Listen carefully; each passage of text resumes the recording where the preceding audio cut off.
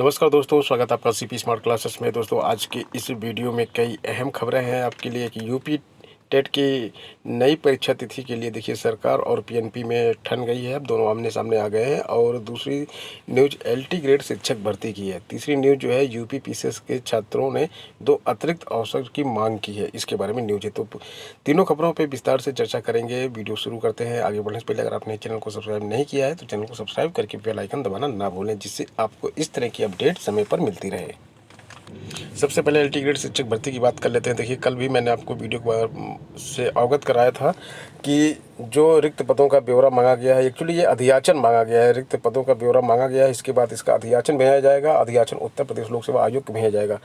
और उत्तर प्रदेश लोक सेवा आयोग को अधियाचन पहले भी भेजा गया था और वैकेंसी निकालनी थी, विज्ञापन आना था, जो मैं आपको पहले बोल रहा था कि दिसंबर के फर्स्ट वीक में विज्ञापन आ जाएगा। तो विज्ञापन इसीलिए नहीं आया क्योंकि जो अधियाचन यहाँ से दिया गया था उसमें कुछ खामियां थीं।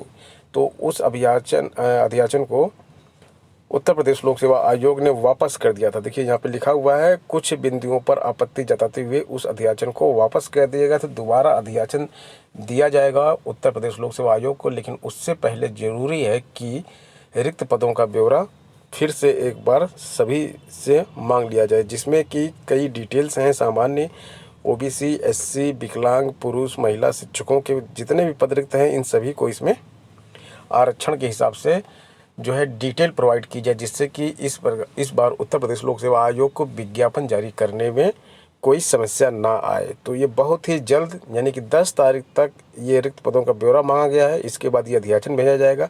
तो अधियाचन भेजने की जो तारीख है वो आपकी समझ लीजिए 15 से 16 तारीख तक अधियाचन उत्तर प्रदेश लोक सेवा आयोग को मिल जाएगा। इसके बाद उत्तर प्रदेश लोक सेवा आयोग का काम है कि विज्ञापन जारी करना। अगले 10 दिन में विज्ञापन जारी होने की पूरी संभावना है। तो 25 तारीख, 15 तारीख के बाद 10 दिन जोड़ेंगे तो 25 दिसंबर के आसपास, 25 दिसंबर को तो छुट्टी रहती है, तो 24 दिसंबर, 26 दिसंबर, 27 दिसंबर के आसपास जो है इसका विज्ञापन जारी हो जाएगा।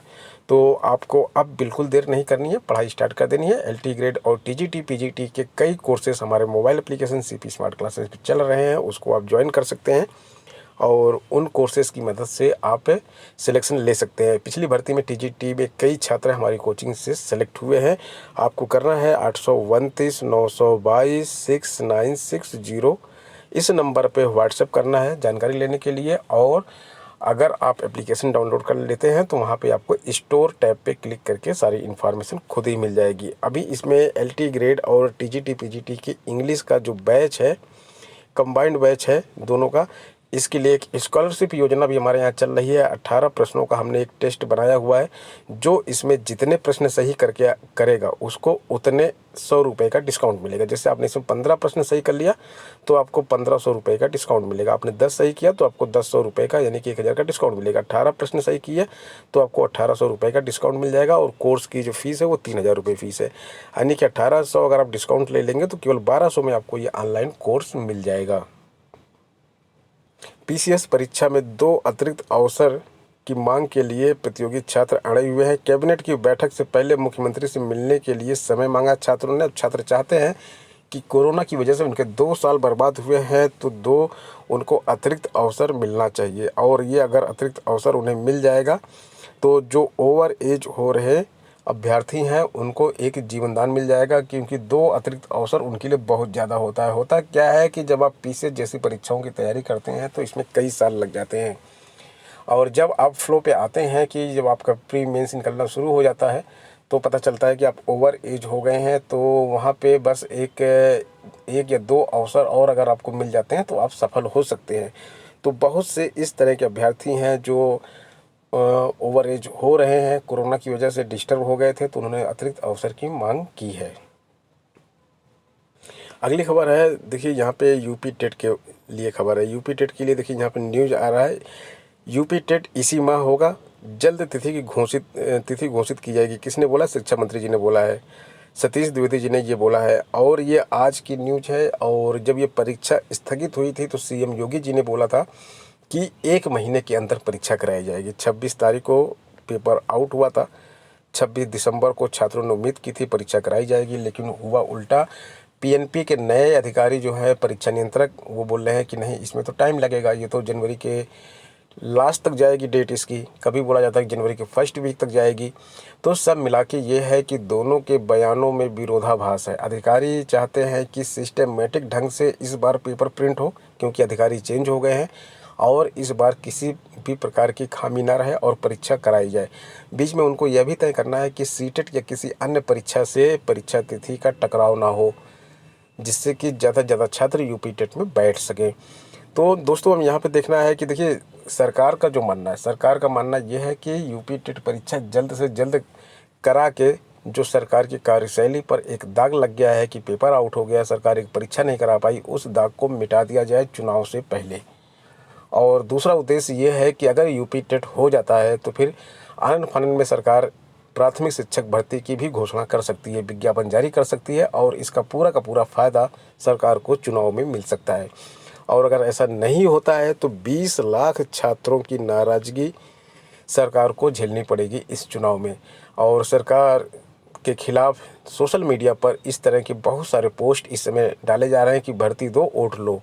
और अगर भर्ती नहीं आती है तो वोट सरकार को नहीं मिल पाएंगे। खाली ये 20 लाख लोगों की बात नहीं है, 20 लाख लोग के फैमिली मेंबर्स जो है वो भी इसमें इंक्लूड होंगे। अगर एक फैमिली में 4 या 5 मेंबर हैं तो 20 लाख की जगह ये 1 करोड़ तक जा सकती है संख्या, जो वोट सरकार को नहीं मिलेगा अगर छात्र ऐसा करेंगे। तो सरकार जो है बिल्कुल भी छात्रों की नाराज़गी मोल नहीं लेना चाहती है। सरकार चाहती है कि 1 महीने में परीक्षा हो जाए, लेकिन प्रैक्टिकली क्या ये संभव है? प्रैक्टिकली अगर ये देखा जाए तो ये असंभव सा प्रतीत होता है कि 1 महीने के अंदर ये परीक्षा हो जाए, क्योंकि प्रिंटिंग प्रेस का ही मामला पिछली बार था, और कहाँ कहाँ पेपर छपे आपने देखा ही है कि बियर बनाने वाली कंपनी के नाम पे टेंडर इशू हो गया और छात्रों से पेपर टाइप करवाया गया, छात्रों से क्वेश्चन सेट करवाए गए, आनन फानन में कम पेपर छापे गए, सेंटरों पे कम पेपर पहुँचे। तो ये सारी चीज़ें अगर सही से करना है तो 1 महीने का समय इसके लिए बिल्कुल भी पर्याप्त नहीं है, क्योंकि इसका जो प्रोसेस होता है, प्रोसेस अगर आप नहीं जानेंगे तो आपको लगेगा कि सरकार ऐसा कर सकती है, लेकिन जब आप एक बार प्रोसेस को जान लेंगे, देखिए क्या होता है कि पेपर छापने के लिए सबसे पहले टेंडर दिया जाता है और फिर टेंडर को ओपन किया जाता है। तो टेंडर देने, फर्म को चुनने और टेंडर को अपलोड करने, फिर RFQ मंगाई जाती है, रिक्वेस्ट फॉर कोटेशन। RFQ जब मंगाई जाती है तो रिक्वेस्ट फॉर कोटेशन जब मांगा जाता है तो उसमें जो सबसे कम कोट करेगा L1 आएगा, लोवेस्ट वन कोट जो करेगा, जिसका सबसे कम रेट रहेगा, उसको टेंडर अलॉट किया जाता है। फिर उस टेंडर का अप्रूवल होता है, ऑर्डर का अप्रूवल होता है। ऑर्डर के अप्रूवल में भी हफ्ते 10 दिन का टाइम लग जाता है। उसके बाद उसको ऑर्डर दिया जाता है, और जब उसको ऑर्डर दे दिया जाएगा फर्म को या प्रिंटिंग प्रेस को, तब वो प्रिंटिंग प्रेस या फर्म जो है पेपर की छपाई शुरू करेगी। और 20 लाख अभ्यर्थी हैं तो 10% ज़्यादा पेपर छापने पड़ेंगे।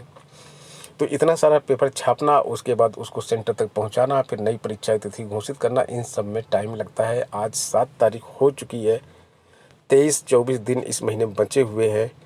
तो ये थोड़ा सा असंभव सा प्रतीत होता है, लेकिन सरकार अगर युद्ध स्तर पे काम करे, अधिकारी युद्ध स्तर पे काम करें तो सब कुछ संभव हो सकता है। लेकिन बहुत कम समय में अगर इसको जल्दबाजी में किया जाएगा तो फिर कुछ ना कुछ इसमें गड़बड़ी होगी, उसके चांसेस ज़्यादा रहते हैं।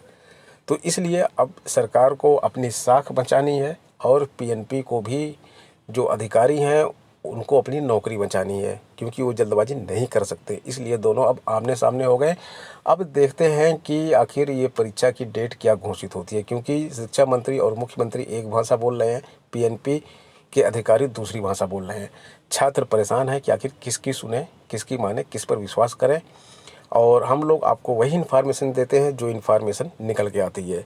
तो देखते हैं, अगर ये पेपर हो जाता है 1 महीने में तो ये तो अच्छी बात है, छात्रों के हित की बात है। और बेरोजगार भाई लोग जो घूम रहे हैं, उनका जो है मनोबल जिनका टूट गया है इस परीक्षा के ना होने से, उनके लिए खुशखबरी होगी।